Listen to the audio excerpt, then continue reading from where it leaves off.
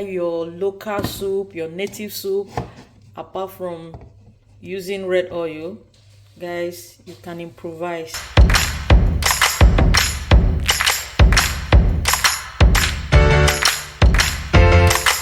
So these are the two ingredients to use to make red oil. Improvise, guys. It's not because you cannot afford red oil, especially if you're living abroad. Maybe it's not readily available in your location. For example, where I live, I have to drive to another country or drive to the capital before I can get red oil. So these are oil. Let's add a little so we can have much of the red oil to preserve. So I have to drive to the capital or drive to Sweden in order to be able to buy red oil. So for those of you, I learned this when I was in university. Yes. Let's allow the oil to heat. Guys, tell me where you're watching from. How do you get your red oil? Is it available in your city? Especially people staying in Norway, please tell me where I can get red oil, because it's really not available where I stay. I'm using this is pepper, hot pepper, and this is tomatoes.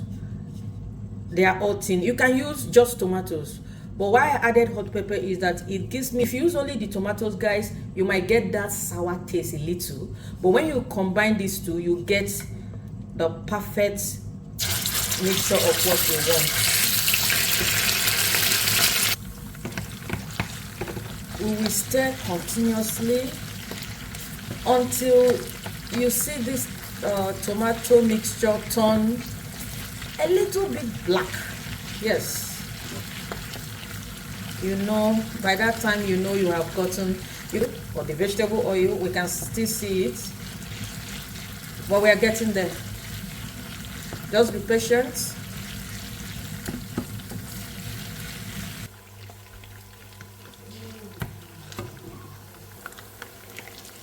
You gradually get into that color, guys. So, or red, sorry, black and red. You get it in the next 2-3 minutes. It will be ready. So we are done. Let's leave it to cool down, and then we'll transfer it into a bowl or a container for preservation. But remember, we are going to remove all these. We are going to dispose them. We are transferring only the oil. If you want, you can preserve it and use it for your jollof rice. If you don't want, you can dispose it. So guys, this is the oil we got, and this is the chaff. So for those of you who cannot cook that your local soup, your native soup, apart from using red oil, guys, you can improvise. I'm going to use this to make any kind of local soup that I cannot cook with any other thing apart from red oil. And this is the leftover red oil that I have, that I bought from the market.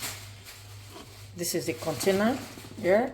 You can hardly differentiate. Which one is.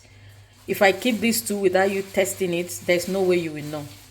So guys, this is how to improvise for your red oil and make that your soup that you think you cannot make without red oil. Yeah, thank you. Bye bye.